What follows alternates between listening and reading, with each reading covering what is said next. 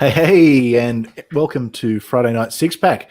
Hey, cool. We've got a new intro now. We've got the wonderful Ausman producing, and he knocked all this stuff together and doing it through StreamYard. So awesome job there, mate. Yeah, it's pretty cool. It's always nice. I'm a ridiculously non-talented person when it comes to this. So if it wasn't for people like Ausman, Jen, Jay, sort of making things for me, I'd probably be just like. It'd just be the most dull, unprofessional kind of dim-witted experience. But fortunately, because of I'm fortunate enough to surround myself with very talented people, we can get cool things like that. So anyway, new intro, but people. Too bad that doesn't work with Donald Trump, hey. You know, I was wondering how long it would take for our first Trump joke, and within a minute, I'm impressed. I'm impressed, Jen. Very impressed. So, because of that, I'm going to introduce Jen from Jens Lil Corner first. Jen's on holidays at the moment. She's away. Yep. She's enjoying the good life. She hasn't been sober for a week or so, I believe. But I've been sober. I've drunk more than my usual. In the last couple of weeks. Well, what are you drinking tonight? I did get a sneak peek before. Midori Illusions, but I'll probably move over to Scotch later. So some of the Midori Illusion stories that could be told about 17-year-old Chris. Let me tell you, remember when you used to get them in the shaker bottles at the nightclubs, and they were like as potent as hell. Yeah. Yeah, I'm amazed I made it to my 20s, let alone to my 30s. So, did you ever, as a teenager, get hold of the alcoholic essences you could buy and actually mix up your own booze? Because that was really cheap and disgusting and made you violently ill. No, I discovered it was Sub-Zero, Southern Comfort, all these wonderful drinks, which, because this is primarily a show where we're just going to drink and see what happens, we'll probably get into a few of those conversations. So that's Jen. We've also got, Ausman, I'll bring Ausman in. So Ausman, you haven't been on for ages, actually, mate, but Ausman's producing for me now. So whether it's Six Pack, Conspiracies, or whatever other, insane idea I come up with, Ausman will probably be in the background making sure it all runs smoothly. So if you don't like it, don't yell at me, yell at him. But Aussie, how are you, buddy? I'm all right, mate. How are you? Mate, always good, always good. What's new in your world? Tomorrow I'm going to be interviewing a rather niche musician, artist who's rather politically charged. I'd say he's not a fan of ScoMo in the very least.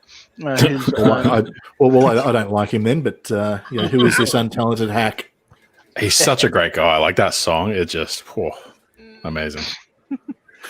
His name is Casper, and it's Hymn to the Quiet Australians. So at 2 p.m. AEST, make sure to check me out over at Ausman Cometh. I'll be sure to be in the chat. Don't worry. Make sure your mods are there, Ausman. No one says nothing. He thinks about my ScoMo. Vagrant Sam, how the hell are you, mate? What's up? Not too bad. I've been fairly busy lately, but not doing videos. And I have been quiet about why I haven't been doing videos, but I've actually bought a house recently. So the first time I'll out and say it, because I finally actually signed the loan documents, just over a day and a half ago, and celebrated with some Sizzler afterwards, which was nice. So I'm in the process of moving and stuff, and that's why for the last month or so I've been really sort of focused on getting all that stuff sorted and making sure that all went through nicely, which it has. And now we've just got the fun of moving our 5 years of possessions and stuff from one apartment to another apartment. So throw things out. Just throw everything out. Oh, look, our new place is 350 meters away.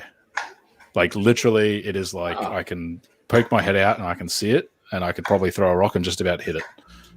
So it will be one of the easiest moves I've done in my life. But still, are you going to walk it all there, or are you going to borrow a trailer? I'm literally going to walk a bunch of stuff because I'll take the week off. But we are going to get like a ute for lounges, beds, that sort of stuff, fridges. See, that's the proper way to do it. In Australia, the way we move is you get a ute, you get a couple of mates, and when you do the move, and you buy a carton of beer and pizza. And you dangerously pile it up because you only want to do one trip. Don't forget the horse float. Horse floats are brilliant for shifting. A horse float? I'm not going to be able to find a horse float.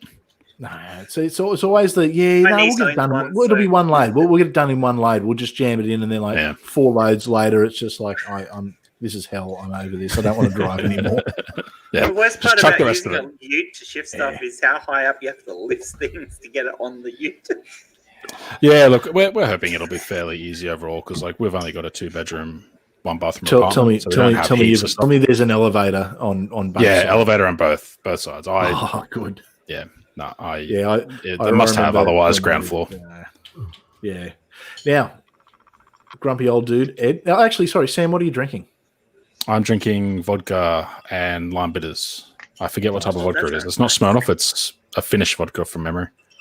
Excellent. Ozzy, what are you drinking, Are you mate? going to finish it? Yeah. I don't have enough money for alcohol because I'm saving up for my computer repairs. All right, we'll never let that happen again. I'm gonna flick you some money so you can buy drinks next week. Because who needs computers when you can just get sloshed on a Friday Get night? drunk with us. Yeah, I don't know. Have you got any turpentine or methylated spirits, Friday anything night. like that? I will be drunk tonight. All I've got is I've got some lightly sparkled mango soda water. That's it. So just let that sit outside for a couple of weeks, and then see what happens. I'm Ferment the it. double D.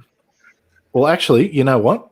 I might have a solution for you because I know the man with all the hooch recipes. Ed, what's going on, brother? Can you help Ozzy out? Yeah, I need to start posting some of them recipes there. Yeah. Oh, hell yeah. A little bit of prison hooch. Peach for the peach. So I was almost going to put, so for those who didn't see it, what we did was to choose the topic for tonight. I put something on Twitter. I had what I thought were 3 good choices, which are probably going to be the next 3 weeks worth of things. And an option 4 I had, or we just drink and see what happens. And drink and see what happens. Of course, that was going to win. But I was going to have as option 4 Ed's hooch recipes. And I'm just like, no, because that'll get 100% of the votes. It's just going to be, that will win hands down. That's like if I put up a poll saying, do you believe in Jesus? It'd just be 100% yes. Ed, what's going on, mate? What's going on? Things are going good here. Thanks, Steve. You know, I was letting Chris know before we came on that thanks to everybody chipping in to get me this excellent, amazing chair. I'm back up doing videos better than ever. Nice. And, I'm actually looking into taking on some serious groups and doing a lot of interviews and stuff like that, and of course coming on Six Pack. But you got to come on Six Pack. Good. Yeah, can't miss Six Pack ever. No. So what'd you do with the plaque there, Ed? With the what? With the plaque? The plaque? Yeah. Oh, the one I just showed you that I made for Amber. No. The one we sent. the other one. The little plaque you guys sent me, that sits right here under my monitor, so I can look at that every day. Get up closer so everyone can see it. I don't know if it'll come in clear enough. So it says, "Thank you, Ed, for the wonderful work you do. Never forget how important you are. In God in GAD we trust. Love the community. Praise Jesus." Yep. So I keep that right where I can see it every day. Good. So if I start letting the trolls get in my head, I look at that, remember where I'm at and what I'm doing, and keep it going. Hell yeah, mate. Because you do. And seriously, I mean, I know we all have a bit of fun and we all like to promote each other, but what you do is important. Like, it's seriously important. It's niche, and you're in a unique situation where you can do it, and you really can bring people out of racism, expose a lot of the tactics that they use. So the links are below, but anyone who hasn't subscribed to Ed, I mean, well, why not? Subscribe. Why haven't you? Ed is amazing. I actually got a comment from somebody on Facebook telling me, it was across Messenger, asking me, how did you get into the white supremacy movement? You look like a Puerto Rican. I'm sorry for eating in front of everyone. So apparently going out walking with Amber every day is giving me quite the tan. Well, there you go. So it's all part of that 6-pack challenge or that health kick that we're doing, yeah? Yeah. Fantastic. And I know you're on the coffee, so I won't we won't get too much into that. Apart from we really need to get some proper coffee sent out to you in the US. Listen, this is proper coffee. This is what is it? This is fresh ground espresso blend dark roast coffee. Okay, I can forgive you. Nah, you need to get some Death Wish coffee, man. I wish I could get Death Wish cheap here. I really do. I'm working on getting some of that. Trust me. All fun. Jay, how are you, my friend? I'm good. How are the affirmations going, mate? Or tell everyone about the affirmations, actually, because if people haven't seen them, they're fantastic. Yeah, I ran 18 of them, and I've got some new ones I'm going to be doing here shortly to be pushing back up again. I got some new ones and whatnot. I'm not going to run 18 again. I think I got like 5 or 6, but I'm thinking about putting them out 2 or 3 times a week instead of every day. How will the believers know what to do on a daily basis, though? And they go back and watch the old ones. Yeah. See, just do some review. Yeah, there you go. And what's going on with you, Jay? It's I know I'm pretty excited because you've got a decent drink this week. Yes, I do. Good old Proper 12. And you're liking it? Yes. It's a bloody good drop, isn't it? Mixed with Sprite was freaking amazing. Oh yeah, I'll back that one up. That's my go-to with the Proper 12. It's always. I was a little weird Sprite. about. I was a little weird about how it was going to taste with the Sprite, but wow, it was just fabulous. Mm. Yeah, it's funny. You get some of these drinks and they just go well together. Yeah, and that's just what happens. I was like, all right, not expecting the whiskey with the Sprite to go good. One thing I really like though is, oh yeah, it's corked. it's corked. Like, oh, that makes it even so much better. Now, right. So tonight we are going to have a few drinks and see what happens. So if everyone can just have a quick drink for me, let's see what we do. Oh boy. Oh, and incidentally, I'm on the red wine for now until I convince Melissa to get me a Proper 12 and whiskey soon. Bit strong for you, isn't it, mate? Oh, I've got a heavy hand when I pour. Excellent. Now, a big hello to everyone in the chat. If I miss anyone, I do apologise. Lissy Lou, of course, Lissy's there, my darling wife. Scummer, good to see you, my friend. Not your job. Isn't it? We established this last week. You suck at it. I'm doing it. Jay, the comment section is all yours. All right, so let's take a big howdy. We got Godless Granny. How you doing, Granny? Jeff, Godless Scummer. Of course, Jen's here. Mr. Ricardo here every week. Miss Lissy Lou, she's here, enjoying herself. Yeah, whenever you can get him that new drink, that'd be great because he can get off that piss wine stuff. Ausman Cometh. Well, if Lissy, if you want to make me a Proper 12 and Sprite, I'm happy to take it, and I'll finish the wine. Miss Ilya Moon, how you doing, lady? Of course, we got everybody on the panels here. My stalker, Raven, she's here.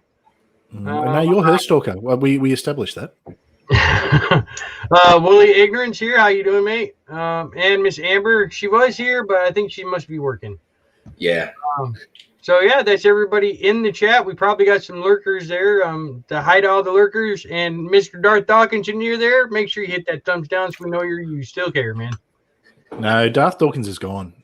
Darth's gone missing. Like, has anyone heard from Darth? Seriously, no, not in a while. Because it's just like, we destroyed him, and I called it the destruction, and I'm actually worried that I may have destroyed him.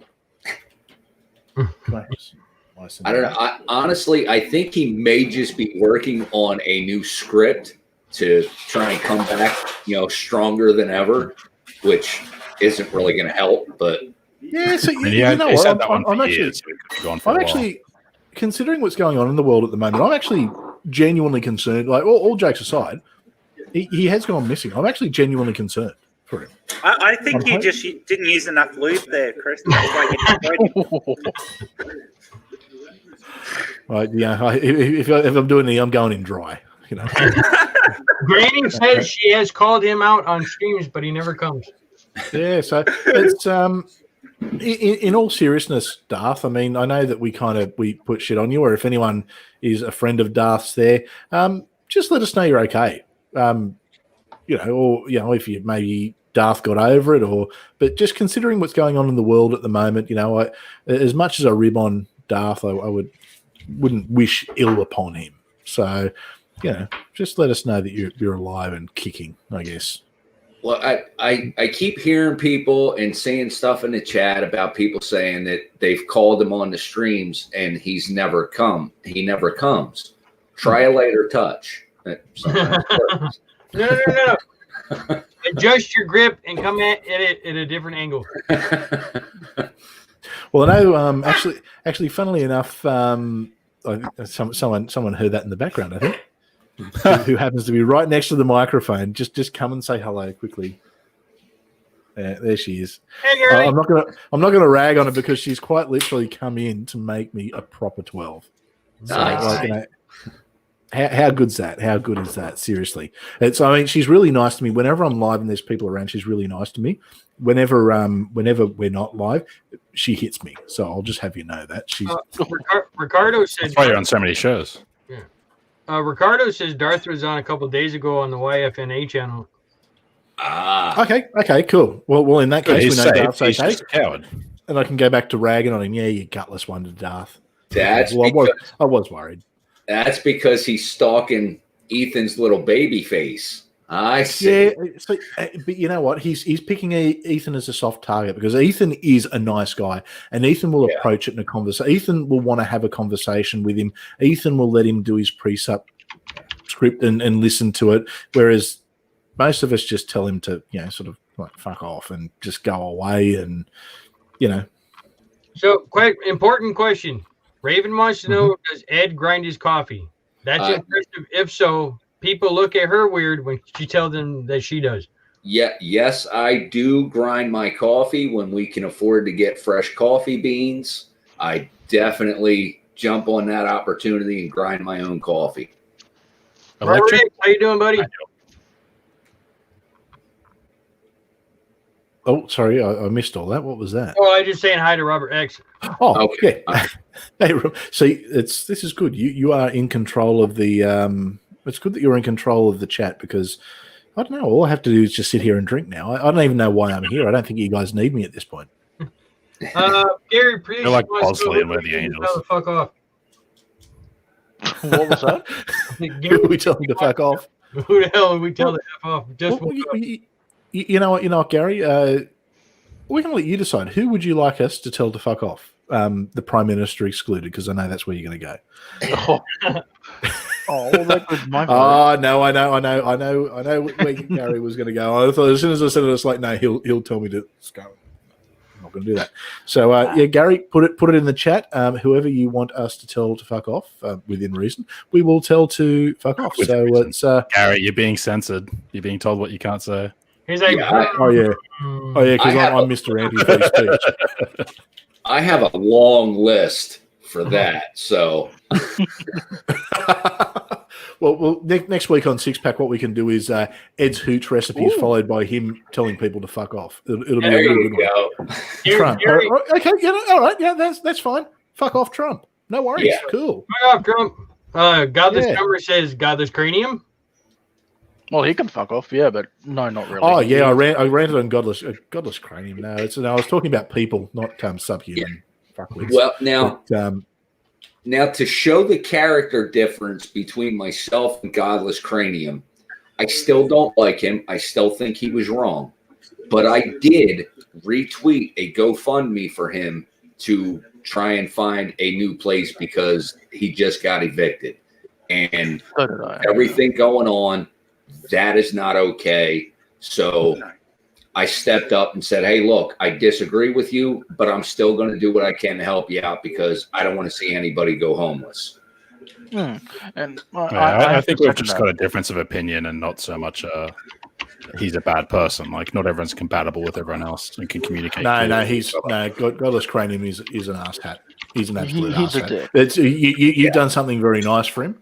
I don't know if I would have done the same thing in those circumstances, but I can only judge based on what I've there. seen, and I just see what I see on Twitter. I don't go digging for stuff. So, no, there was a big thing where big issue where he had quite a nasty go at Ed, and oh no, I saw that, and like my view of that was two people not communicating in a way that each other could understand, and having a disagreement that probably wasn't so much about where each other.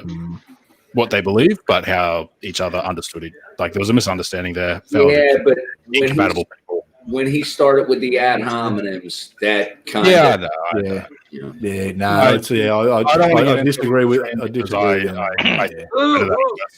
But hang on, Jen. Jen. Jen's on the shivers. Okay, cool. That's the sherry breed one. So. I didn't know there was a sherry cask one. Yeah. With GC, he's blocked me because I had a go at him about the military one at the Tomb of the Unknown Soldier. Yeah. I'd be amazed if he hasn't blocked me after I told him to fuck off. But anyway. Well, he can definitely fuck off. But I did what Ed was doing, and I retweeted it through Cirrus because no one deserves to be homeless. But yeah, in terms of disrespecting the Tomb of the Unknown Soldier, yeah, you can do something better than just saying twirling guns. See, and this is where I will defend his tweet. He wasn't disrespecting the act itself. He was ignorant of what the act signified, and what he was criticizing was what he saw as a tweet that was about "I'm proud of my guns," and he was corrected on that, and he may not have taken that gracefully. But the original tweet wasn't, "Oh, fuck the unknown soldier." It was, he's not very pro-gun, and he made a tweet out of ignorance on pro-gun, and I think we've all responded. I think the point is he didn't correct it afterwards. He doubled down, and at that point it would have been very easy. Yeah, it would have been very easy for him to say, "Didn't realize. I'll remove the tweet." Well, removing tweets, removing tweets is not something I really think is great because then you lose all the context. But I was in a lot of discussions with that, including not streams. What are they called? Tweets, threads, where there was productive discussions going on about people saying no, this is what it means. So I think it depends what thread you were on, how you sort of saw his response. And I mean. History with Godless Cranium is that's the way that thread web can be. It depends on the subject with him, what you touch on, but generally speaking, that's more or less out of character with him. He tends to be somebody who doesn't get in directly into that sort of conflict, and him doing it was actually a bit of a surprise to me because I've known him for a fair while. I've seen a lot of tweets that I agree with from him, so I'm not going to sort of go, well. Yeah, I don't care if because I mean, look on Twitter, I'm in the minority, and there's plenty of people who I have a difference of opinion with on a lot of things, and I guess I've learned to navigate that way. But what I don't like is where people go, and look, we might drop it after this because I don't really want to sort of harp on this too much. But the way he went after Ed was pretty shit, and. It's and look, it's I'm a bit biased because Ed's a mate, and if anyone went after a friend in the way he did, I'd get pretty pissed off about it. So, fair enough. And Ed, I love you, but you did give it as well as you got it, and so I did. The difference is though, I admitted it. And I stepped up and I apologized for some of the things I said to him, and still. He wanted to keep on with, I'm a bootlicker and whatever else, even after I apologized to him for the things that I said that were out of character. Anyway, I will. What? The internet. Yep. I did overreact on my retweet on that. That's why I didn't talk very much on the thread itself because after I posted it, I did go a little off and realized that was a little much. It's easy to do on social media, though, isn't it? Well, for me, for being ex-military, especially knowing the history of the Tomb of the Unknown Soldier and what goes on with them people, to me, it was extremely disrespectful. But then watching the people coming back through on the thread, I realized I may have jumped the gun on that one. So that was my bad, but that's why I did not go into the thread more and argue about it any more than what I initially said. So. Now, really quickly, I'm just going to say a quick hello to Skipper. Skipper's a good mate of mine in the real world, so good to see you there, buddy. I'm sure we'll be smoking some meat over this weekend, I'm thinking, but I'll talk to you soon about that. I don't even know what that okay, means. Yeah, no, right. I'm just kidding. I've got a meat smoker, and I'm buying a pork shoulder tomorrow. So get your minds. Get your. Oh, I thought you said meat. How do you smoke drink? Is it an offset smoker? Well, Yeah, I mean, offset. there is powdered alcohol. Proper, with the and not the automated pellet one. It's the proper build the thing, get it all in. Like, so I was looking at those when I was buying an actual house, but downsides of a unit, probably not going to get a smoker. No. Look, I've got about 1,100 square meters, and even I kind of like have to find a good spot that it's not going to upset the neighbours. Although one of my neighbours has been a bit of a dick lately, so I might put it over I was going to say, if you do it right, you're not going to upset them. You're going to fucking be a hero. Yeah. Oh no! See, it's the after smell's good, but it's when you're getting it hot and you're burning those coals initially, and you get all that white smoke, of that funny clean smoke sort of come out. Yeah, I was living in it was more of a unit than a townhouse, but we had like a little backyard, and I tried to smoke some bacon on a Weber. Yeah, it didn't go well. That white smoke you're talking about, nasty.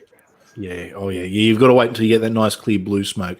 But what I did the other week was we got jalapenos, caught out the jalapenos. I did like a mince mix and so basically all the stuff that from the jalapeno in the middle of it, chopped it all up, mixed it in with some mince, stuffed it in the jalapenos, wrapped it in bacon, and let me tell you, threw it on the smoker. It was amazing. It was absolutely amazing. A big hello to Matt Stephen, who is also in the chat there. So for those who haven't seen Matt's been on Six Pack before. Matt's former Catholic priest, really interesting guy, and I've got to get you back on again, Matt, because it's always fun when you come on. So, or even if you're hanging around, we've got the after party. So, which is the next thing I want to talk about after this tonight. It won't smoke to begin. There we go. Maybe you can be the being a former priest. I mean, you're probably the closest to Pope out of all of us. So we might declare you the atheist Pope there, Matt. We'll give you the big promotion and that'll be good, mate. That'll be good. So we are going to have an after party tonight. So the plan is this will go for about an hour and a half, which it normally kind of goes for, and then after that we'll sort of transition to the after party. Anyone who wants to come into the after party, it's just going to be like an open hangout. So anyone who's in the chat who wants to come and have a chat, sort of say hi to us, come and do that. Like, just there's a lot of people who I see in the the chat fairly often, and I'd love to have a chat with you. So it's just very much an open. Come on over and talk to us. So and we've just had Notcher show up, Nerdy Rodent as well. Sorry, I'm taking your thunder here, Jay. So I'll let you take back over. Sorry. No, that's all right. Yeah, see, I'm getting good at it. G'day, mate. G'day, mate. I was going to say, if we want to move on from the unknown soldier, there's a not true spy grave. And I can't remember what country it is, but what happened was to confuse the Germans before the D-Day landings, the British got this drunk guy who died from a morgue. They'd created false paperwork for him. They'd put plans for a landing that was going to be in a particular location. I remember this story. And took the body out in a submarine and landed on the shore like it had washed up. They put it into the ocean just offshore so it would wash up, and it was found. And then they tried to recover it, and along with the paperwork. They actually sent people in to try and recover it. So the Germans were completely convinced this guy was actually a general. No, it wasn't a spy. It was not true general. who had secret papers he was supposed to be delivering about them. They were totally convinced that they moved troops from the area of Normandy where they thought the landing was going to be to another location, all based off this. And because it was an official state secret that this has happened, when the body was buried, it was buried with full honours under the name of the fake general that this guy was supposed to be, and was only corrected after the end of the official secret. So there's an addendum on the gravestone saying that it wasn't this person, it was actually this person. That's pretty interesting. I'd I'd never heard that. That's I'll get you to send me details. So I'd actually like to do a bit of. Tom Scott did a video on it, and I know that Dave is a fan of Tom Scott. So if Dave can find the link to Tom Scott's video, he can shove it in the description. But it's absolutely amazing. When I heard it, I was like, "What the hell?" There you go. Godless Scummer said Operation Mincemeat, I believe it was called. Yeah, it's Operation Mincemeat. That's it. You are quite right. So from what I can see is everyone knows about this except for me, which just lets you know how good of a historian I am, apparently. Well, even worse, I'm a modern historian. As a historian, I actually do have a question for you.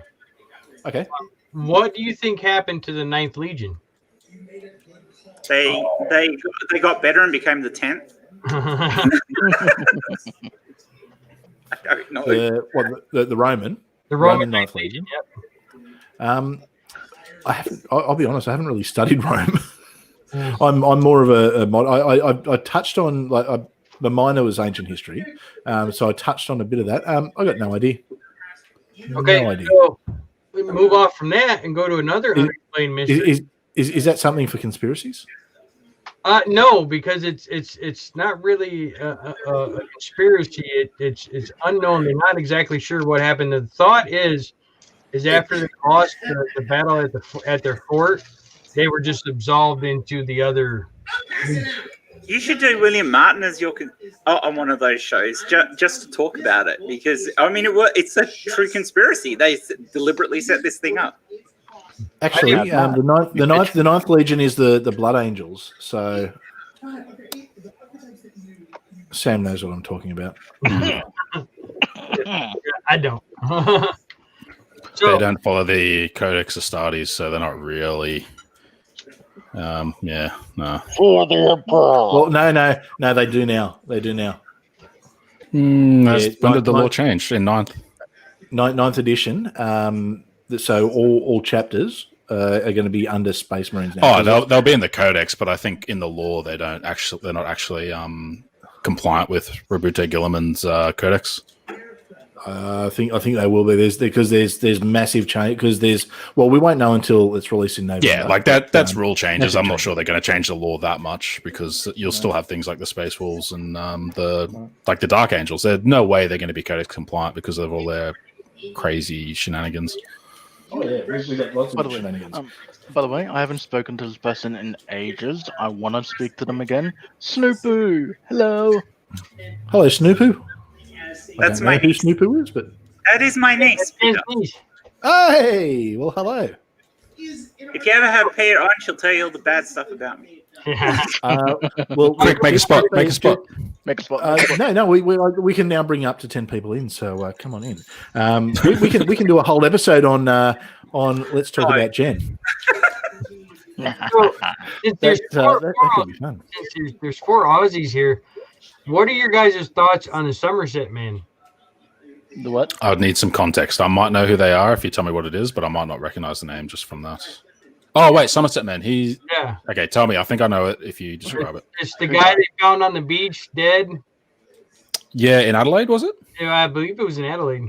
Yeah, I've no idea what to think about that. Like, it is just ridiculous how little information there was turned up before they sort of just gave up. I mean, for that, I saw that. Everything was removed, and he had no identification whatsoever. The only thing didn't he have like one scrap of paper or something? One scrap of paper that said Taman Shud. It's like Stephen King shit, you know? Yeah. The best guess they can think is he was some kind of operative from a different government, but they're not sure. Yeah. Yeah, it's probably. I mean, it was the 40s, so there was a lot of weird stuff going on back then. There was certainly a lot. You would be amazed how the Soviets, how entrenched they got into Australia at one point. But it's especially because we've got a lot of the US bases here, and apparently we're strategically important. So, yeah, there was a lot of stuff going on. So what was the other history question you were going to throw at me, Jay? Oh, I gotta look it back up. Give me a minute. Just so I can say I haven't heard of that one too, and really be an awesome historian. Oh, well, this is actually it's a historical / Christian thing. Your thoughts on the Priory of Zion? Isn't that a fraud? Depends on who you talk to. Well, no, it's not really a Christian thing. It was essentially put together. It's like an anti-Semitic group. It was a lot of it was Russian propaganda. They were sort of against there was a Zionist movement, but it was a fairly small thing, and it was more like it's almost like a business chamber, if that makes sense. Like it wasn't a great conspiracy sort of thing, but there was a lot of, especially Russia back in the 19th century, was insanely anti-Semitic. Yeah. Like it's if anyone was going to go after the Jews, you would have put your money on Russia, because in Germany they were actually fairly well integrated. It was only after the First World War that all of a sudden they needed that enemy, or that the Nazis needed the enemy to go after, and the Jews were the unfortunate victim of that. But wasn't part of the Priory of Zion where they believed that Jesus and Mary Magdalene went to France, or was that a different part? Oh, that's like the okay. Now that's going right into things. That's like getting into Freemasonry and the Merovingian dynasty and Merovingians. Yeah. So, a lot of that. That's what was that movie that Tom Cruise was in? It was the big book, the Da Vinci Code. Da Vinci Code. A lot of that's from that, and what was it? Holy Blood. Some other. Look, the reality is every country that has Christianity has a Jesus myth. It almost seems. I mean, you can find stories about. Well, yeah. Sorry. Good one.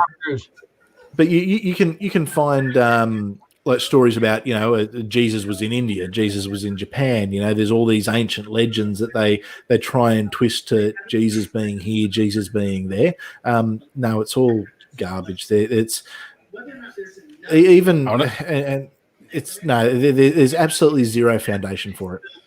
I want to see the anime adaptation of the New Testament. Saying Jesus in Japan just made me think of that. I think that would be amazing.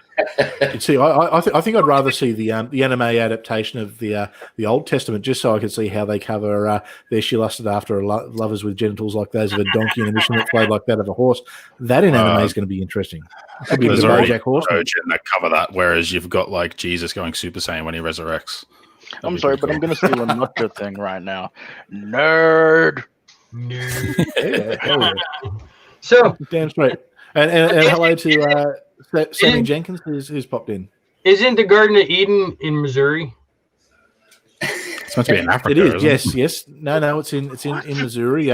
Because the Nehi told was it Nehi? Oh, yeah, I think the prophet Nehi told Joseph Smith, and Joseph Smith wouldn't lie because Go ahead, Ed. I have to find this video so I can share it with you guys, because this is right up your alley, Jay, with you and Bobby Mack. Someone put a video. I've been looking through BitChute, which is out of control. But somebody had BitChute. Yeah, somebody had a video up there that the Garden of Eden is in Antarctica, and that's why we're not allowed to go there, because they don't want anybody to find it. Oh shit! I thought it was just the ice wall. Scum has actually put a good thing in the chat there. It's like the myth of Joseph of Arimathea going to England. Exactly, that's a really good point. The funny thing is, Joseph of Arimathea, we're almost 100% certain didn't exist, and because Arimathea essentially Jesus didn't exist, so exactly. Well, 100%. I don't think Jesus existed. Arimathea translates roughly into Hebrew as like Heresville. It's like here town. But the thing is, Joseph of Arimathea is one of the religious leaders in Jerusalem, and he's so upset, and I will give Jesus, this tomb to be buried in. But in the Gospels, it says that they actually convicted Jesus 100% to send him to. So Joseph of Arimathea would have theoretically been there to condemn Jesus, and it's just like something's not adding up in this story. Well, a lot of things don't add up in the story, which is why I don't think Jesus existed. But so it's not only did Joseph of Arimathea not go to England, he didn't do anything. Although I think there was evidence of Joseph of Arimathea near the castle. Some people will get that, some people won't. For those who don't get it, watch the Holy Grail. Gary Priestley put in, he said, the Garden of Eden Station, also known as Pickle Station and McBride Station, is a historic gas station located near Warrensburg, Joseph County, Missouri. There we go. And you know what? If nobody has either watched or listened to the Book of Mormon Broadway show, I highly recommend it. It is It's great. Freaking funny. I've been wanting to see, because my favorite South Park episode is the All About Mormons one they did. Oh man! So for them to, I can only imagine how good it's going to be. Oh, it is really good. It is so funny. The songs are great too. Yeah, they are. The best thing I like about that is the African general going, "Who the fuck is this?" Apparently, when it was out, the Mormons, rather than doing the Christian thing and protesting it because they were so offended, actually used it and stood outside and gave out like copies of the Book of Mormon and were trying to convert people off the back of it. Which, you know what, I think that's brilliant. Good on the Mormons. That's some innovative thinking and not getting butthurt. So well done to them. Well done. So let me ask you guys this, since we're on this topic too, and Gary Priestley kind of reminded me. So do you think if let's just say the Holy Grail exists, what kind of cup is it actually going to be? A goblet with gems. Be made of wood or clay. Yeah.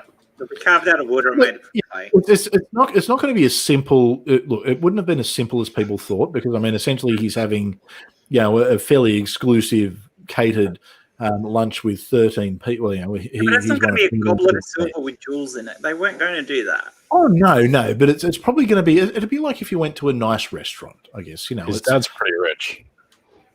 Yeah. It's back then. You got to remember that back then, really nicely made carved wooden mugs were a big thing. They were lacquered and stuff, so it's quite possible that it was a carved wooden little chalice, or a really well made bit of clay, similar to a porcelain. So, I agree with Jen that I think it was probably a clay or pottery chalice that had some intricate design put onto it somehow, and naked Hercules fighting the Nemean lion. Oh, that would have been awesome. I want one of that. Think about it, Sam. You think about it, with the Greeks and the Romans, it wouldn't be that far-fetched to them actually have a goblet with Hey, Jay, you know, with all the workout you've been doing and losing weight and getting more muscle and fitter, you could probably pull off that pose. I probably could. Yeah. I almost got my six-pack back. It went from a keg and it's down to a four-pack. Look out. I'm at a four-pack, almost at that. So we get to see Jay's six-pack on Friday night six-pack. you can become. Well, we'll have to get some memes set up for. This will be a bit of a blast from the past. But why don't we do Twink Jays? Oh dear God, he's not going to be a twink anymore, is he? Oh dear. Scummer actually put out a good point. The Holy Grail will probably be a pint glass. Well, if it's found in England, most likely, yeah. Most likely. Oh, by the way, Sam, I got a question for you. Go on. Are you planning to kill the producer with all of your puns? Yeah. Sorry if I'm producing a bit much noise. Oh, just your puns. They're killing. Hey, Aussie, Don't you dare frickin' say it. 33. Fuck you. Can 52 it's news. always- can I get a 33 in the chat, please? Everybody, No, don't. I will Yeah, frickin' no one- mute you. No one do a 33 in the chat, okay? Because that would be really, really mean to Ausman for some reason. So don't put a 33 in the chat, like I just did. But All right, what's the story there? Or Snoop. What's it? Okay, Give you're us gonna have give to us the explain this one. give us the 33 story. Well, everybody knows what the 30. If anything has 33 in it, it's automatically Freemason New World Order. And a while back, me and Ozzy were going back and forth with 33 UC, and it was just. Don't do that. You'll break him again. No, break him. You're in control, Ozzy. You can mute Jay. Yeah, I could, but I'm That's all right. I'll unmute you. Don't worry. I can unmute myself. It's Streamlab. Jay has the technology. Look out. Mm-hmm. He has the power. I think he's with like some, He-Man. You know, he's got the muscles now. He's got the sword. You know, look out. I have Oh, Jay. You're getting You don't have guns. You don't have guns, brother. You've got cannons. Go on, Sam. Your turn to flex. He's a muscle man. My legs have finally got some definition back into them. From walking 6 I've just got skinny white arms. I've got nothing. Oh dear. Hello to Mindy. Good to see you in the chat there, Mindy. You wouldn't have heard before, but we're having an after party, Mindy. So come to the after party. Yeah, Definitely you'll come have to the cram after up party. Minnie because I'm going to be spending time with my mates drinking. Well, you're with your mates drinking right now. I mean, I am. That's true, but Yeah, I'm she's got a real life mate. yeah, she's got better things to do. I've got better things to do. we know when we're not loved, Jen. We know when I'm we're going not to be drunk loved. with Stacey. See?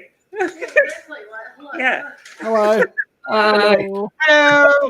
Well, I don't know. Maybe we kick Jen off and get Stacey to come and drink with us. I mean, oh shit. Stranger things happen on Six Pack. Don't worry. Stranger things happen on Six Pack. All right, so we're drinking. We're seeing where it goes. This has been some pretty. This is more. Yeah, sort of flowing a lot easier than when we actually plan stuff. Maybe I need to stop planning things. So It's a bit I strange. actually do. I have actually one more thing here.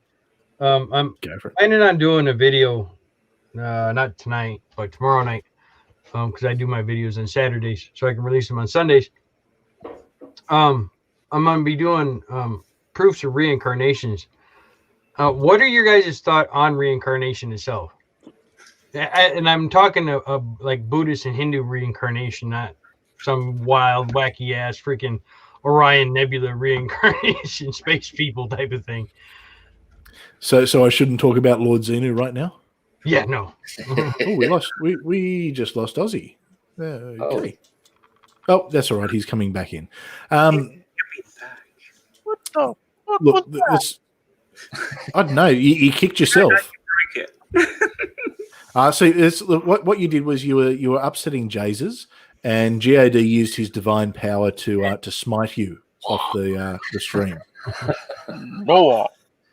Smoke. But well, actually, you know what happened? I mean, we just lost Ausman, but then he came back, so that's reincarnation right there. There you go. No, look, I think reincarnation. Realistically, I mean, no, I think as an Trinity become a atheist. quaternary? Well, I'm the unholy ghost. Does the Trinity become a quaternary? Oh yeah, you could be the Holy Ghost. I mean, with that avatar. We found the Yeah, we've been looking for the Holy Ghost, sneaky little bastard. The Holy Ghost Rider. Holy Ghost Rider. Well, as the atheist pastor, I'm just hoping to be the false prophet. So There you go. There's now Aussie leathers with a bike. hey, With Sam, we got our Godfather. So we got I our would have Godfather. said in Christian mythology, it would be John the Baptist as the vagrant. Oh, there you go. yeah, okay, yeah, you can, yeah. Oh, so okay, you can baptize Jesus. Sam, you are definitely going to have to drape a green sheet over your chair and put on a green t-shirt and do what Dave does in his show and be a floating head. What I want to know is who You want me to cosplay as Holly? No, I want you to be the floating head of John the Baptist. Hang on a sec, guys. Chris. No, Oz. This is how it all happens. We don't talk over each other. This is six pack. Don't stress about that. Yeah, don't worry about it. Not six pack. Nah, everybody talks over everybody. It's all right. This is six pack. It's what we do. It's because we've always got a bit of delay and all that kind of stuff. Now, all I was wondering is, well, if we're going from biblical characters, what would that make Jen? Because there's, a few women of ill repute in the Bible. What are we talking, Jen? What are we talking? Jen's a holy hooker. Magdalene, does it? Yeah. I don't know. Well, We've already had Nevada use Mary Magdalene though as well. Yeah, Mary Magdalene. Yeah. And there's no way that we can call you. We can't call you the Virgin Mother. So that's definitely Ruth. Ruth, is that what you said, Ruth? Ruth, yeah. Ruth, it is. I think Ruth was a lesbian. Now, isn't it? Oh, that's it. Well, hey, it could have been worse. At least we did, no one said the whore of Babylon, so that's good. I said the holy hooker. Yeah, he did. Oh, there we go. It's come out. It's official. Jen was a snake in the Garden of Eden. There you go. Jen was the snake. She's the holy deceiver. And that's come from your niece, and she would know. It's all fun and game. Godless Scummer says, I bet John the Baptist never had his bouncy ball pop on him. Dude, that was fucking hilarious. Well, how do you know? Were you there? I've got a question for you, Chris. Given that God really wasn't talking about Adam and Eve populating the world and God's not really into all the whole sex kind of stuff, and Jesus kind of talks about everybody should kind of be celibate, despite the fact that would be disastrous to the human race as a total. Why on earth did they need fig leaves in the Garden of Eden? Quite obviously, they started out without genitalia. It was for Sunday school because God knew that was going to happen. Yep. God said to Noah, "We're going to build an archiarchy." That's all you need to know. Archiarchy. Now, Jay did ask a question. Jay did ask a question before, and I think it links to a video that Jay's working on. So I will say, as far as it goes with reincarnation, no, I don't believe in it. However, what I would say is, when we die, our body goes back.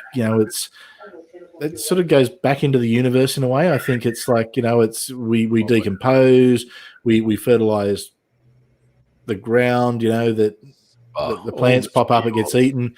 Possibly part of us will, but it's not like a reincarnation. It's just like the matter, the energy that because the universe is there's an exact amount of energy in the universe, and we're made up of that energy. That energy will eventually, and this is scientific, this isn't woo, that energy will eventually become something different to what it is now. It'll eventually disperse to the point where it's in equilibrium and it's the heat death of the universe. That's what will eventually happen. But yeah. So and a big hello to Julie. Hi, Julie. Julie the voice there. Good to see you, Julie. Julie, you've got to come to the after party. We're having an after party in about 45 minutes, so you've got to come in. How do you explain though the llamas where they remember past lives, like down to minute details, or like the one 8-year-old boy that remembered in great detail his death in the Civil War and could explain everything that was going on. With that type of experience, like if people can verify that it happened, then it's possible for the person to have come across that information in some way or another. So it's sort of difficult to, without it being a case of one person knew this other person, and then later on in their life with no stories, no historical records of it, was able to confirm it. And even then, that's difficult for people that aren't involved. But yeah. And how many people have made claims where they've had lots of detail and they've gotten it wrong? You've got to also compare it with that as well, I think. And another thing you'll notice is it's people always have these when they're reincarnated. They always remember these sort of fantastic lives with these heroic deaths, whether it be like in a civil war. How many people have been the reincarnation of Anne Boleyn or Napoleon, Genghis Henry, Genghis. There's all these people that will claim this. No one ever says, I remember my past life perfectly, and in my past life, I was just like a chimney sweep, and I died of dysentery after. You never. It's always. I died in this way. You never. I was a eunuch. Yeah, and the other thing is, there's more people alive on the planet now than there ever has been. So In the chat, it wouldn't. my reference. Well, given how many people used to be Cleopatra, maybe souls split and go into multiple different bodies. Yeah, good point. Maybe we could. I don't know. What does God think? We can write a thesis on this. Hey, I don't know. I can't believe it in reincarnation like what Jay's talking about. But I'm with Chris. Like, I guess in some way, we, help grow other plants or whatever as we decompose and things like that. And we all come from worms, So part of us does continue on, I guess. I don't necessarily know if we'll come back as another human. I can't envision that. Well, I mean, your body could get eaten by the worm that then gets eaten by the fish that then gets eaten by the. It's just that's just kind of like that circle of life. I think that energy just keeps going. But as far as you die and then your spirit goes and attaches itself to someone else. No, I don't think that's the case. And I've done stuff with past life regression and stuff in my pre-Christian days. I've done all that kind of stuff, and it's everyone's always got a fantastic story. It's never a boring story. It's never I died on my way to Australia on the First Fleet at the age of 14 after stealing some bread. It's always I was in this great battle and I had 3 children, and it's always this fantastical kind of storytelling. So no, it's part of your fantastical. Of storytelling. Well, the reason I ask is maybe one of the videos I'm going to touch on. There's I can't remember what his name is right offhand. There's a llama. He's right now he's exiled in Canada, and at the age of 4 years old, he was able to correctly pick all 10 items from the previous llama, and to show that these were mine. These were mine before. So, have you heard of the horse that can do maths? And I swear I'm going somewhere with this. Is that the one that they tap their foot? Yeah. The shtick was they claimed that they taught a horse how to do maths, and I don't remember the story 100%, but there's enough to sort of make the point here. And I think it was with good intent that they were like, look, if we give the horse a problem, it can do maths. The problem was that the horse wasn't doing maths. The horse knew what cues to look for in its handlers to know when to stop tapping its hoof, because people would watch the hoof until it got it right, and then they would look up as soon as the horse got it right. And they didn't realize they were doing this, but the horse picked up on it, and that's how the horse was solving this mathematic problem. So I would speculate before going to, oh, yes, there's reincarnation is my first guess. My first guess was if a 4-year-old can pick up on the cues of those around it, maybe they were giving it away without intending to, and that's how he picked 10 items. So what I want you to do here, and let's do a bit of a process here, Jay. So let's imagine for a second that we're not on Six Pack, we're on conspiracies, okay? And Bobby Mack has come with this story of reincarnation. How would you approach it? Because you're on conspiracies, you're the skeptical one. How would you approach it if Bobby Mack had said to you, here's this story? What would your response be? Well, first off, I'd have to look into all aspects of the story. I'd have to look at the backgrounds of the people involved, see if there's more references than just the one reference, and check it out that way.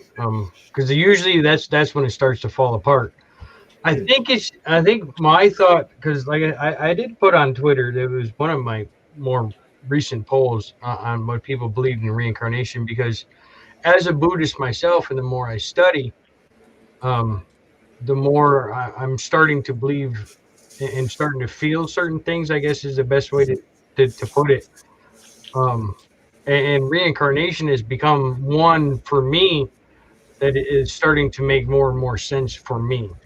And I understand it's probably a faith-based thing, but I wanted to get people's thoughts on it, because it's like, okay, because we all in all, we are in a very skeptical community. I mean, there's so to hear from the skeptics, because I was one because before, like I said, I've been studying a lot lately. I mean, especially lately. I was very skeptical on reincarnation. I was in the same boat you guys were, but the more and more I studied the things and what Gautama Buddha had taught, the more I'm feeling that certain things are more realistic, and the thought that you're trying to reach enlightenment, and if you don't reach it in this life, then on your next life, there's a chance you can reach it on that one. But then who decides what enlightenment is?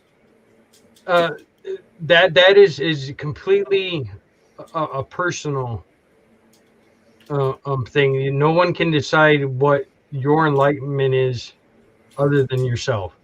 And for someone else to say that yes, this person is enlightened, then it's not real. I mean, you have to believe in yourself that you yourself are enlightened. It's kind of it's a lot more philosophical, and which is odd because I hate philosophy. But it's a lot of philosophical soul searching and stuff like that to reach that point. I completely understand what you're saying, because I've been there before. I'd imagine Sam, knowing the faith he's come from, is probably in the same boat as me. I can assure you, when I was a Bible-believing Christian, I felt things. I knew that God was there. I could feel things. I would prophesy to people and get things right. I would put my hands on people and pray for them and see that they would, that they would feel better afterwards. I'd see healings and things along those lines. And I would hear, the audible voice of God, and that would instruct me in what to do. And it was a very strong feeling. And for me at the time, it was my irrefutable proof that, hang on, there is something with me. I look back at that now and I've got maybe a different thought on it. And I think part of it was, at the time, I wanted to believe, and it can be like a bit of a placebo effect. And look, I'd look at things and I'd watch things. I mean, hell, I used to watch Kent Hovind stuff and kind of go, well, okay, yeah, that's sure. Okay, I'll look into it. But that's the thing. I wanted to believe. That's where my head was at. And it was a very honest position. And I guess what I'd say to you, Jay, and I want to do this without, and I don't want this to insult you in any way, because but I mean, as an atheist, I respect that you have your beliefs, but I believe you're wrong. No, that's fine. As a Buddhist myself, I can't make you. If I try to make you believe, then I'm doing myself a disservice.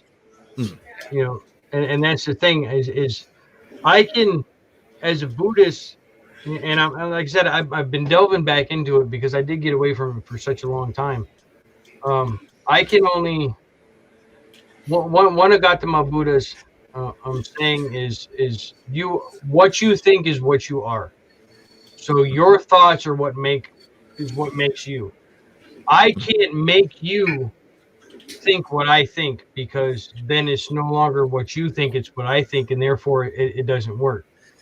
So it's kind of that situation. I understand where you're coming from, because I was in the same boat when I first got into Buddhism. I was in more of the skeptical, secular type Buddhism. I mean, for the longest time, I always said I was a secular Buddhist. But if anybody's looked at my profile lately on Twitter, I have dropped the secular part and I'm just Buddhist. Because for me, I'm seeing the more spiritual side of it. But that may just be how my thoughts are. You understand what I'm saying? That's fine, Jay. I mean, everybody looks to stuff like that. It's not necessarily a bad thing to be spiritual. I mean, my youngest daughter's spiritual, and I've got no problems with that. People can have that. My problems in faith is when somebody's concept of faith or spiritual belief is they're trying to force it on other people. That's what I have. And that's my biggest thing too. I don't have an issue. Like I said, I talk to Ross Burns quite often, and he's a Christian apologist, and he's a good guy.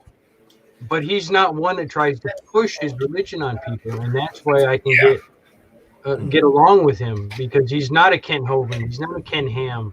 You know, he tries to look at it, and he tries his hardest to be logical about it. Logic-wise, Christianity, in my thought, falls apart. So, Ozzy really needs to say what he typed. What's that, Ozzy? You're not deluded. You have a belief. Yours isn't a cult-like behavior. Yours is a belief to try and better thyself. It is evidence in what you do. Well, thank you, Ozzy. And he's right. That's the whole thing. It's when belief becomes a cult, when belief becomes forced on other people, when belief tries to dictate what's taught in our schools, that I have a problem with that. Mm-hmm. Yeah. See, look, it's okay. This is interesting. This is not where I expected the conversation to go tonight, and okay, it's but what I like is that you know, as a mate, you're comfortable in having these conversations with us, and you know, it is a safe space for you to have these conversations. I mean, straight up, I think you're wrong. I think I understand. You know, the nice secular side of Buddhism and the teachings there. I know that Buddhism is it can be a bit of a mixed bag with the beliefs. It's fairly there isn't really it's not like a Christianity where there's a fundamental set of doctrines. It's funny enough, I've actually got the largest Buddhist temple in the southern hemisphere. I can almost see from my house. I would so love to go there. That thing is beautiful. I think Sam, you were the one that got me on. I went to the Bendigo Stupa. Yeah, the Bendigo Stupa. Yeah. No, it's different one Chris is talking about, but yeah, the Nantien Temple. That one. Yeah. That's literally I can almost see it. It's about a 5-minute drive. So when you come here and after the day after we like really hit all the bar scene in Wollongong, I'll take you to the Nantien Temple. That's when you need to reclaim your peace after a mental night out in the Sydney streets. Yeah. Gary, see, we were getting on so well, Gary. You know what? I could handle, Gary, that you didn't like ScoMo. I could handle a lot of things, but now you're dissing the GWS Giants, and that's just not on. Yeah, it's a sports thing. Don't worry, Jen. You wouldn't get it. So, I actually have a lot of time for Buddhism around the place. Like my interaction with that faith, it's usually as a tourist, and I mean that's pretty scummy. But like I travel around Asia a lot, and they tend to be very what's the word? Relatable in terms of a lot of like what you're saying, Jay, about how they view life and view their role in life, and like I've always really liked the. I don't like using the word philosophy like EJ for it because philosophy is in a lot of circumstances. It's a way of life. So that's philosophy. Yeah. Like the way they frame how people interact with the world and each other has been really interesting. And I like the way that they frame it as like, you know, a lot of us go, we're atheists, and we talk about ourselves as atheists, but I think I'm becoming more and more, I'm atheist when it relates to the Christian claims because I'm familiar with those claims and I utterly reject them. And I don't know the right word for non-Christian. Actually, no, I'm going to lump in all Abrahamic religions because I'm familiar enough with the Old Testament to sort of discount anything that uses like the Torah or anything in the Old Testament. But when it comes to other stuff like Buddhism and Shintoism and stuff, it's like, well, I'm ignorant. And actually, it's a lot of the pagan stuff because, you know, there's a lot of pagan people on Twitter that are sort of adjacent to the space a lot of us are in. And I don't see any problems with what they do. So, well, this is a picture of it's not the best picture of the Nantien Temple. I'll see if I can find these. Well, you can sort of see some of the. It's that's the pagoda there. So that's the pagoda. Is that the one? Is now? Correct me if I'm wrong, but isn't the Neon the Fugan Shan Tian temple? Isn't that the one that has built with absolutely no nails in it? I've never looked that close. Temple, I don't remember. There is a temple. I don't remember which temple it is, but there's one that's completely constructed with no nails, and it's been around for like 500 years. So it's probably not that one. No. This thing was built. This was built about 30 years ago, 30 or 40 years ago. Yeah, so it's probably not that one. I think the one I'm thinking about is in India. Yeah. Here we go. I'll bring up and just out of interest. And look, this is me doing my little bit and promoting the area that I live in. But these are actually that restaurant there. Let me tell you, that restaurant there, it serves the best vegetarian food you'll ever eat. And it's all free. You go in there, it's a free meal. That's funny because I was actually just yesterday watched a video with Gordon Ramsay with Sanguru, the yogi from India, and in the Ishra, all they serve is vegetarian food, and Gordon Ramsay said it was one of the best vegetarian meals he's ever had. He said it was fabulous. And to hear that coming from Gordon Ramsay, you're like, wow. Because Gordon Ramsay, he'll take it like it is. If it's shit, he'll tell you it's shit. Oh, yeah. Now, Ausman's sent his apologies. He had to jump out. He's not doing too well. He's in a bit of pain at the moment. So I guess I'll be taking over and doing everything now. But not that there's much to do. But so if you're listening, mate, get better, man. Get better. Yeah, get better. Gary, buddy, you're a beast. The Kyomzu Dera Temple was founded in 788 by Sakanu no Tamanaro. Let's let Sam read that one. That's looking good. Sam, you read it. Sakanoe no Tamaromaro. Sorry. And his present buildings were built in 1633, ordered by the Takagawa Mitsu. There is not a single nail used. Takagawa. There you go. Iemitsu. Our resident expert in all things Japanese. But yes. There was a temple that not a single nail was used. It's been around forever. So Ed, so I want to get your take on I know you kind of agree with Chris on this, but being with your background and whatnot, because what I want to ask is kind of weird. Are there Buddhists in the prisons systems? You don't think about that very much. Yeah. I actually knew a couple of guys when I was doing prison time that were Buddhists, and it's kind of hard because it's not a bigger religion here in the States. So, for them to get, I don't know, like anyone to come in to see them that was a fellow Buddhist is few and far between, but yeah, there are guys in prison that are Buddhists. Yeah, you always hear about the Aryan Brotherhood, the Christians, the Black Panthers, stuff like that. You never hear it, so you hardly never hear anything about Buddhists in prison. And I'm wondering, you would think with the isolation and whatnot that comes with prison that there would be more Buddhists. Well, but you think they go to prison just so they can meditate? Yeah, exactly. I mean, you've got all this free time to meditate and to. Oh, there's free time to meditate. Let's go out, commit major crimes, so we can go to prison and meditate. But what I mean though is once you're in prison though, that the fact that the Buddhist belief doesn't expand more in the prison with the isolation, the ability to meditate for 12, 14 hours a day like some Buddhist monks do. I think the isolation just drives a lot of people more crazy. And it probably sounds like some to go in there the way some other religions would go in there actively to cause. I think it helps with your. Doesn't it help when you're going for parole if you become religious as well? Like, isn't that I'm sure there's people are taking necessarily. Yeah. Some guys try that route and it doesn't work out. The parole board just looks at it like, we don't really believe you.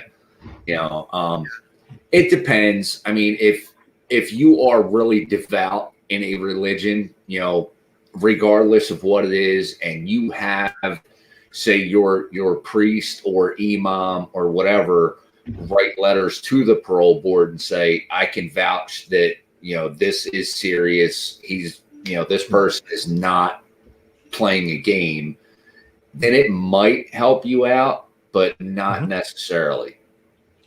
Okay. So let me ask another question. This is completely not faith-based or anything. If you guys came across an actual Buddhist monk with his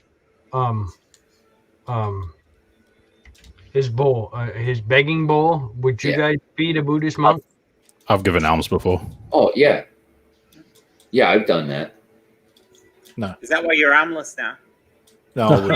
Alms, not arms. Jesus. Chris, you wouldn't feed the monk? Look, if someone needed food, or if they needed help, then okay, that's a different story. But no, I wouldn't. See, the monks are living in austerity, so these alms are literally how they survive, because they live in the temple, and then the locals will provide their food on a daily basis. See, my experience is probably different here, because we've got this massive Buddhist temple, and they're all looked after. No one who lives in Australia, if you're a Buddhist monk, you would still be getting some form of income, because whether it's government supplied or how it's done. So it's probably a little bit different here. Look, if I saw someone, I wouldn't care if they were a monk or what they were. If they needed something to eat, then I'm probably going to help them.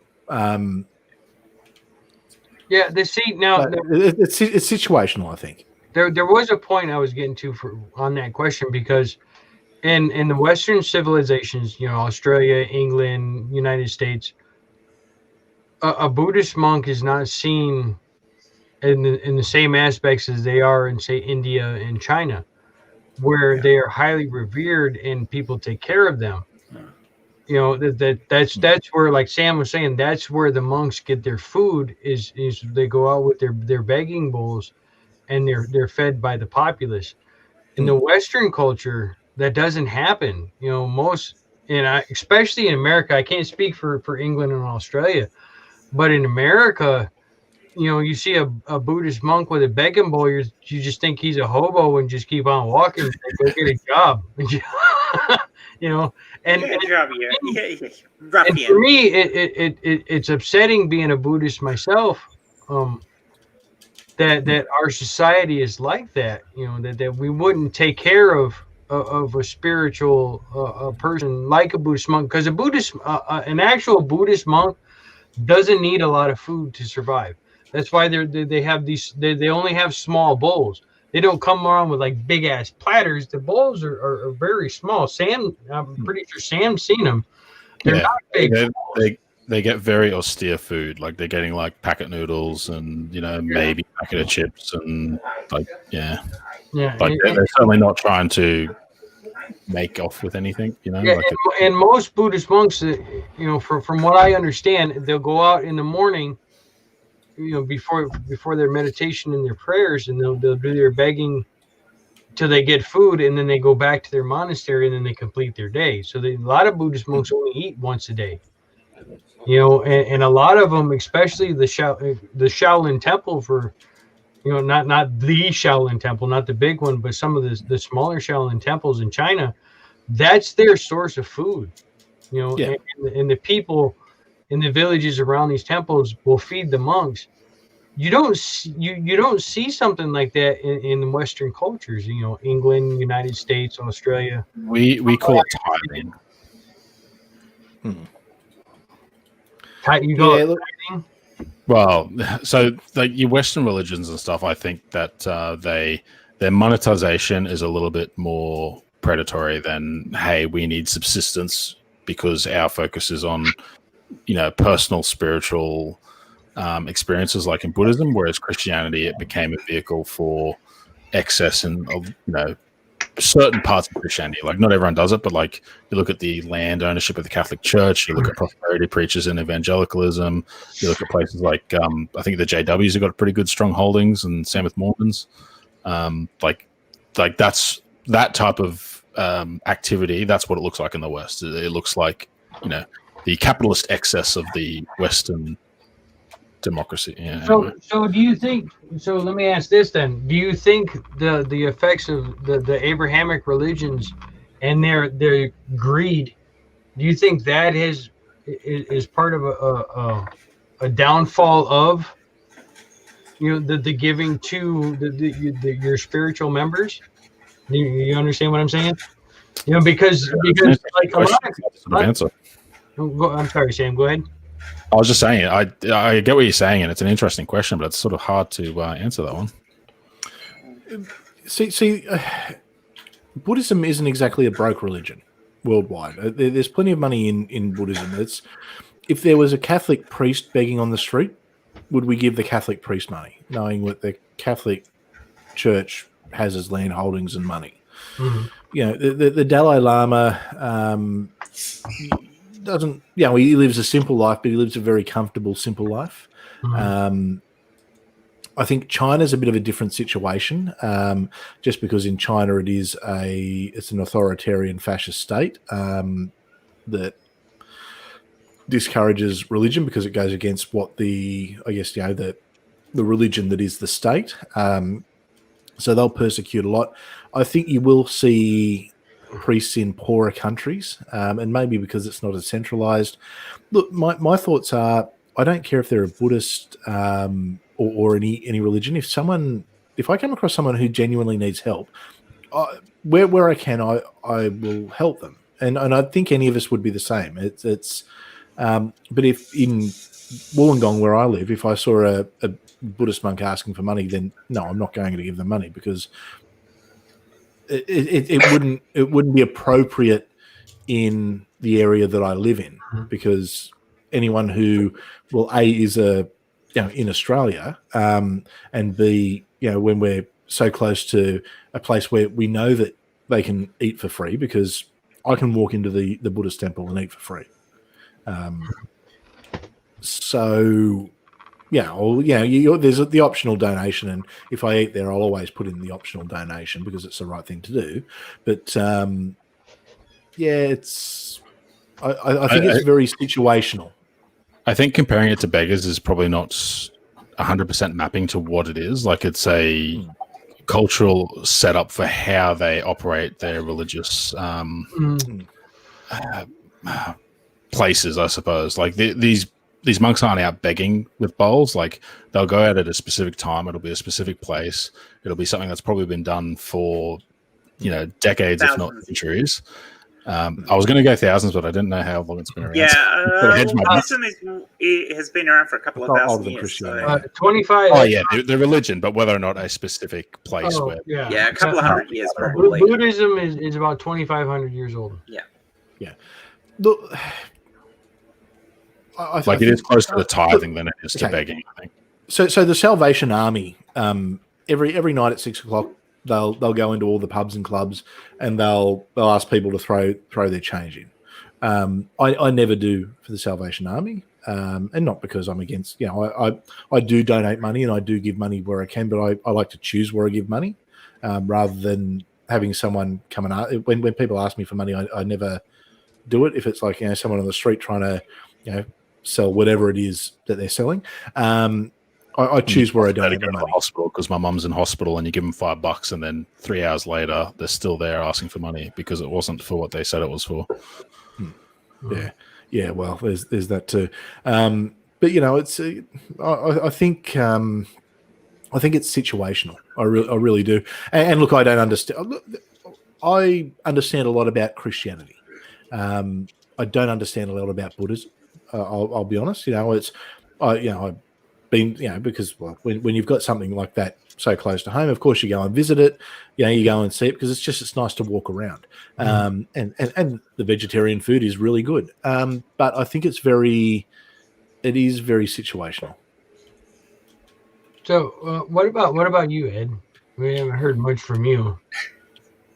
Well, first off, before you get into that, how's your back? My back is doing great. This chair is awesome. Because I know we've been going for an hour and 25 minutes. I wanted to double check and see how your back was doing. Yeah, we're good to go with this chair. I'm this chair glad is you love awesome. it, Ed. Thank you. See, now that's a cause I'm happy to donate to. Yeah.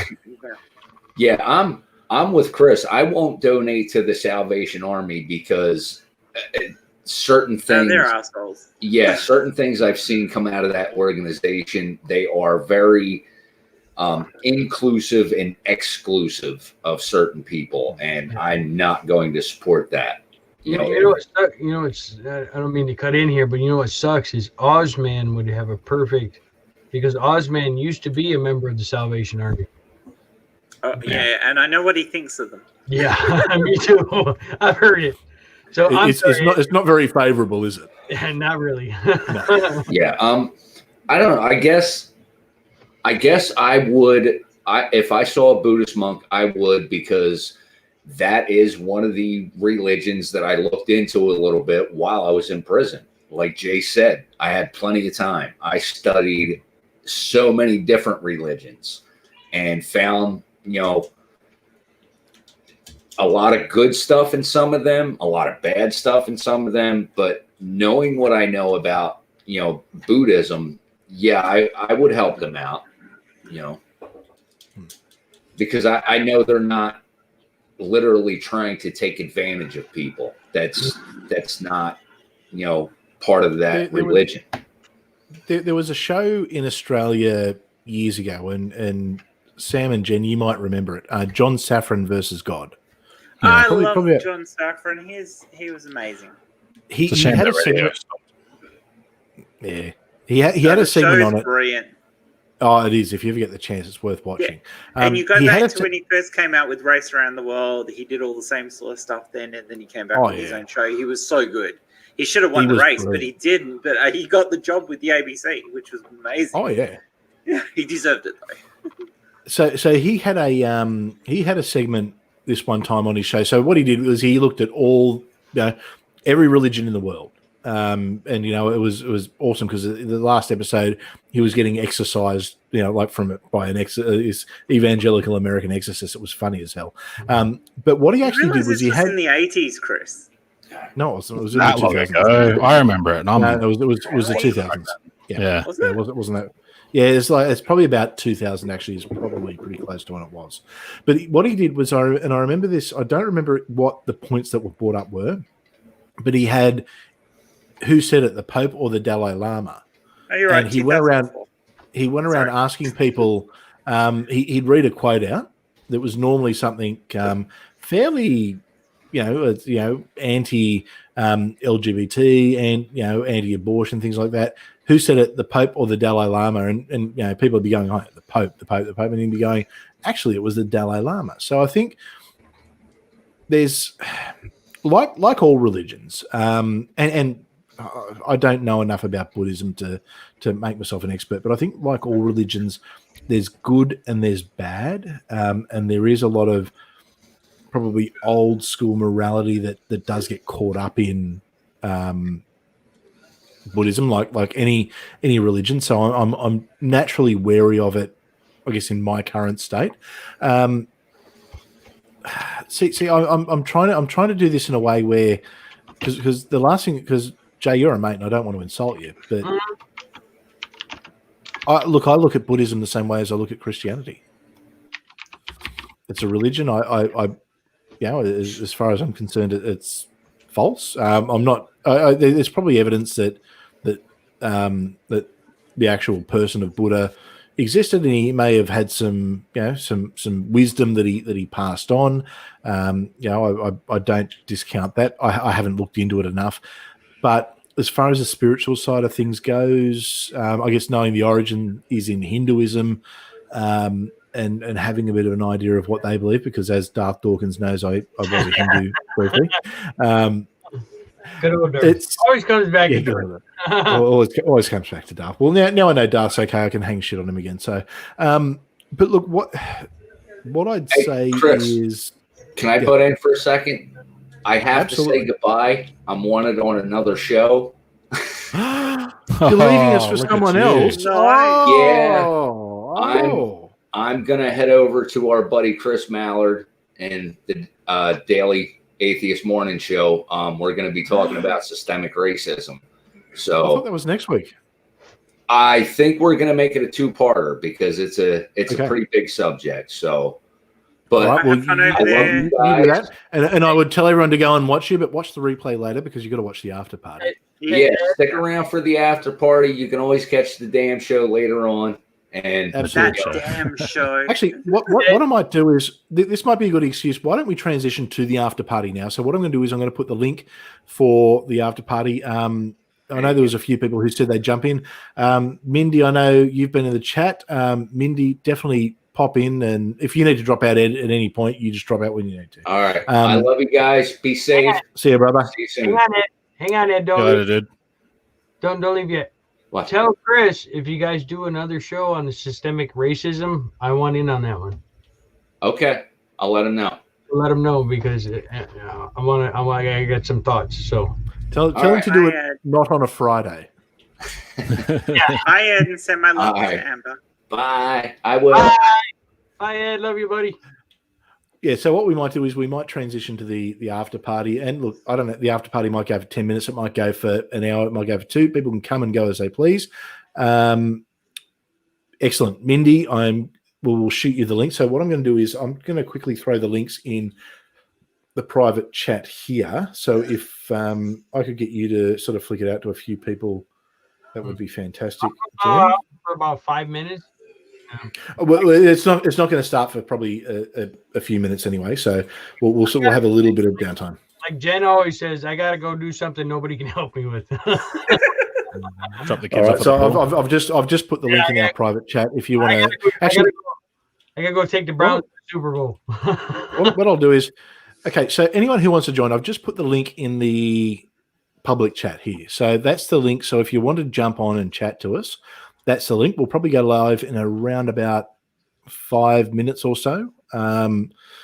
So the link's there. Jump in. I know that Gary, jump in. I'd love to actually chat to you, mate. You don't have to come on camera. You can do it audio. It'd be really good to chat to you if you want to. Yeah, Mindy, definitely come and jump in. Granny, if you're still there, come and jump in. I know Matt said if he didn't fall asleep, we may have put Matt to sleep. I don't know, but we'll see. But look, anyone who wants to jump in, that's the link there. I'll put the link for the YouTube up. Sorry, I've had to quickly go and set this up because Aussie left. I had to go and do a real quick, get everything sort of set up in the background. So if I looked like I wasn't paying attention there at one point, it's because I wasn't. But I got all this set up. So here comes the link. So anyone who just wants to watch, go to the second link. Anyone who wants to join in, the first link is there. Come and join us. We'll see you all at the after party momentarily. Now, the after party will say it's going to start in 25 minutes. It's probably going to start in 5 minutes. So jump in. I've done the StreamYard link again, haven't I? Yeah. You Good did. trick. And I wouldn't have recommended doing that given the experience that we've had with sending that link out directly to people. Yeah. No, look, it's Well, literally you're an in open control chat. who comes on. So, I will be right back. all right. But look, if like I said, if Darth Dawkins is there, whoever, they can come in. I can, if anyone's a dick, I'll kick them.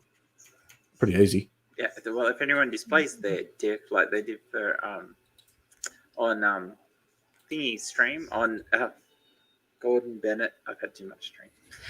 Good. Well, look, I'll be honest. If I don't really know who you are, you probably won't get on. You're But not going to get it it's yeah. Look, it's. I mean, most of the people on who are in the Jeff's chat stream. here. Sorry, Jeff.